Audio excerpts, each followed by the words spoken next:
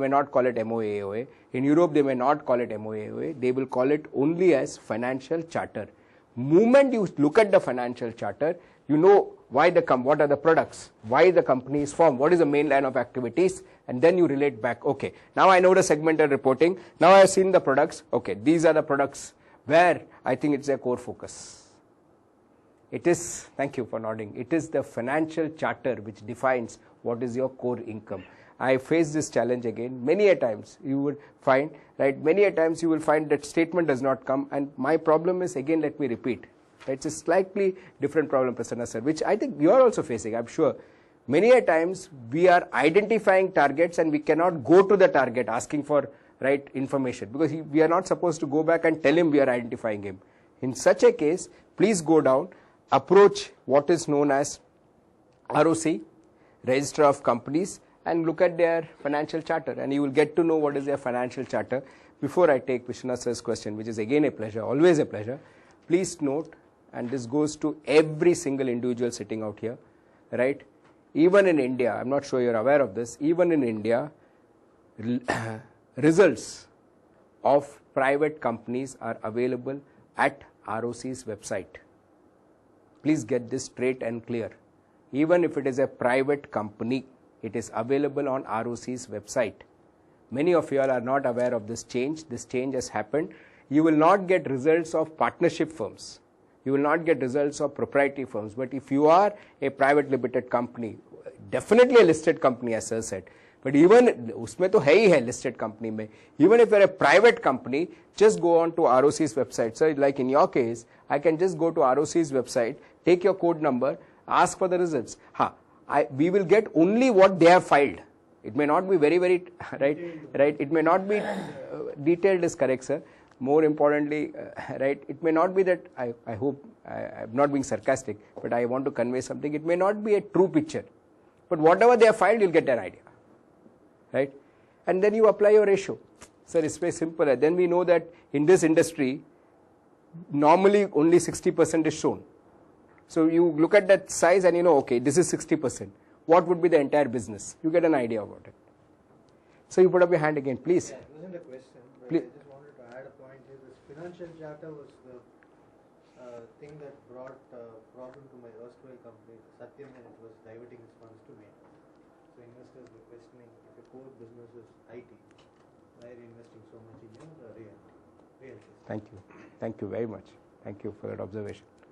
Financial charter in India, thank you again, is defined as MOA and AOA, Memorandum of Association and Articles of Association. I'm using a normal term because this is a global, some of you all are looking at global cases, so you may not say MOA, AOA. The next part that you will have is, if you just proceed downwards, right, you would say less expenses. Less expenses. Here one very important thing that you have to look at is, one very, very important, is the breakup of the expenses. Why do you need the breakup of the expenses? Hitendra sir, why do you need the breakup of the expenses? क्यों चाहिए? And the various expenses we do, like direct expenses, indirect expenses, which are related to the production. Can I? Very correct, sir. Very correct. Can I also add one strategic point, because this is valuation? Sanjay sir, it is to identify what is known as cost drivers. For example, every industry will have something unique. Sir, you brought it up 10 minutes back. Any industry will have something unique. You immediately need to calculate a ratio based on that cost driver. For example, right? As I said, you are the experts from your field. I'll give you the framework. I want Sushil sir to apply it. This is all that I said when I started. Today I want to discuss my experiences in this field. I look at 3 sectors, and I'm fairly confident about these sectors, right? And these are my 3 sectors inside out, but the model you can pick up and use it across. I want to talk about ferroalloy industry. If you look at ferroalloy industry, you would see power is the major component. Power is the major component of their expenses, because there's a lot of melting involved. So the first thing that you should do is break it up, look at production expenses, And within production expenses, be focused. Within production, you may have raw material. You may have, beyond raw material, you may have what is known as utilities, power. Then you may have labor. Are you looking at a ferroalloy unit? Please take a ratio of power to total expenses. And you can immediately compare it to an average. For example, so how do we identify targets? This is how we identify targets. Very simple cases. One is you look at the size. Second is you will see what is the competitive advantage.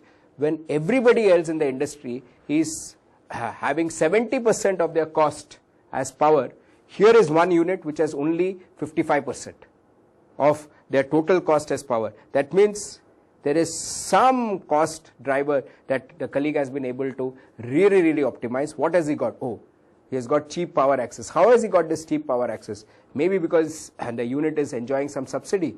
Maybe the unit is having their own units. Maybe the unit is into renewable energy. Moment you take the cost driver, so your industry, and I'm sure you will add to it now, knowing you now, right, is labor. If you look at the entire thing, if you say IT, investment banking, where I come from, it is labor. So moment you look at labor to total expenses, okay, at the end of it you realize, oh, is this gentleman enjoying a cost advantage? Is he enjoying a cost differentiator? This breakup, please note, even my exercise that I will do is I'll give you a standard banking template. But I want to talk to you all like a consultant. Obviously, I've not got that ratios here. But my request is, right, please look at what is known as cost drivers. And within cost drivers, you need to start looking at one, define the unit, define the industry, define its cost driver, then look at the ratio. One more expense that will come in here is beyond production expenses, selling and distribution expenses. And today, sir, I want to look at you because you are very clear why you are here. And again, I say, I'm happy that somebody like you has come here for the clients. It's all about brand building. And if it's all about brand building, what is selling and distribution expenses to total expenses? We'll give the link out in how much is the brand being built. Because it is this selling and distribution expenses. With that, if you can build a powerful brand, you can enjoy powerful margins. Sectors, all right, again, I want to share experiences. FMCG. Sectors, shocking of them all, and especially for some colleagues it will be shocking. Aircel is a client. Telecom sector is a branding game today. That's how Indian Telecom is different from Aircel is a client. We have been doing a lot of competitor analysis. Beyond competitor analysis, we have been looking at globally. Globally, right, telecom and Indian Telecom, there's a lot of difference. The difference is in Indian telecom industry, they have turned it into an FMCG game. It's about S&T expense. It's about building a brand because the towers are not owned by you. The towers are owned by somebody else. The network is not owned by you. The network is being actually outsourced to somebody else. So why would people come and actually take a SIM card or take this thing? Is because of the brand. It's because of selling and distribution expenses. If you can get this right, this ratios, how do you identify targets? Session number 1 itself, I want to tackle it straight on. 1. Look at the cost driver of your industry. You are the industry experts. After you identify the cost driver for your industry, run your finger through and say, okay, moment I have a breakup, can I see who is enjoying a competitive advantage? This guy is enjoying a competitive advantage. Okay. 1, you may look at acquiring him. 2, if you don't want to acquire him, at least understand his practices. How has he been able to optimize? 3rd, you would have here his miscellaneous expenditure. And since I have got larger companies here, maybe not very true for SME sector, but since it's a diverse crowd, one more very key expense, especially for these esteemed colleagues is, thank you sir, R&D expenditure. Here I want to just say something which my dear colleague Kishore always says, key values, pharma business, my partner, right? He says it's not only the quantum of R&D expenditure, it's also the quality of R&D expenditure. So with that, have these guys been able to generate some patents, maybe some new recipes, maybe something for which they are very famous across the line. So I would not like to, he says this, he says he would not like to look at only R&D expenditure in quantum. With that, what is the benefit that they have generated? Is there any patent, right? Even in our country, I think by now we all realize why TCS is slightly, or sometimes even more so, better valued than an Infosys. It's got to do with the quality of, I repeat, it's got to do with the quality of R&D which has generated the number of patents for them. I don't need to tell you all, you are the experts in the field. TCS has got much more patents across the line than an Infosys. The fact is, it's a trust on R&D. Remove this part and you have the first thing, sir, in valuation from where we can start, which is known as EBITDA. Anybody, any practical things you would like to share, ask, please, but just let me finish this, right? EBITDA, so we need to be very clear with these jargons. Hopefully I'm simplifying it. EBITDA stands for earnings before, right, with you all I'm very comfortable. Earnings before interest, tax, depreciation and amortization. Depreciation and amortization. So at this point of time, what you have done is, you have taken income, you have removed all these expenses, and you have arrived at what is known as earnings before interest, tax, depreciation and amortization. What is depreciation and amortization? But before I pick that thread up, any questions, any repetitions on expenses, anything you would like to share, right, on the basic expenses part with your experiences in your field? It would be a pleasure. Any repetitions also welcome. Anything on expenses part, cost drivers. Sir, the model that I will share with you will not have this. I will be giving you a standard template which is used for credit valuation by banks. Okay, but I hope this is very clear that how do you, if you need something, please send me a mail, I'll send across. Sir? Just as you have, you've gone into more details into the cost driver analysis. Yes. Similarly, your income driver analysis is okay, like your income today from any futuristic product, which may be smaller in quantum today, but has got a potential. That's something which one can also look at. Very true, very true. And that's where a colleague, a strategist from the business will be able to identify. Very true, very true.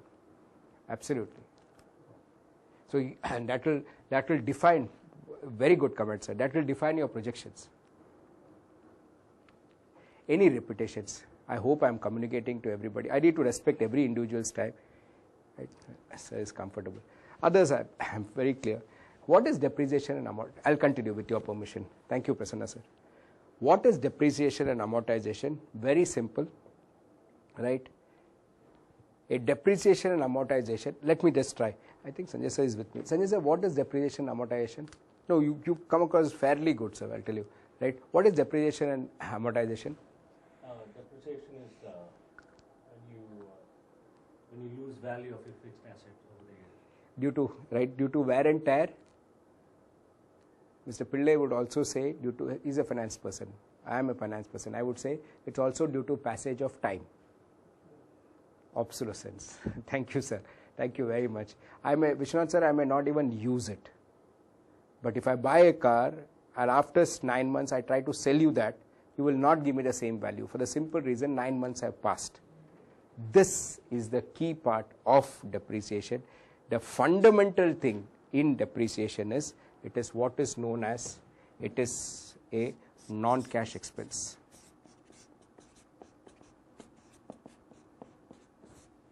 It is what is a non-cash expense. The fundamental thing. Sushil sir, I am defining these things because I am going to, before we take a break, we are going to have a free cash flow model in front of us. The formula will be there. You will bring it out. Please note, yes, you are absolutely right, Sanjay sir, it is loss of value. Only humble addition is, it is loss of value due to obsolescence, due to wear and tear. It is what is known as a, non-cash expenditure. The main thing that I would like to add here is, as Mr. Saraf would immediately say, what depreciation is for tangible assets, amortization is for intangible assets. And please be very, very clear on this. Please be very, very clear on this. You cannot bring in your own goodwill into your balance sheet. We don't allow that at all. Mr. Sushil cannot say, excuse me, I enjoy so much of goodwill in the market. So I am going to bring it into the balance sheet. We will not allow this at all. It is not allowed by accounting standards. Where does goodwill come in is, this is extremely crucial, sir. Vishwanath sir, if you buy something whose balance sheet numbers, the balance sheet is saying it is worth 30 million and Mr. Prasanna pays 35 million for that. So balance sheet figure says 30 million and Mr. Prasanna pays 35 million for that. That additional 5 million which he is paying to acquire that unit, that will be taken as goodwill.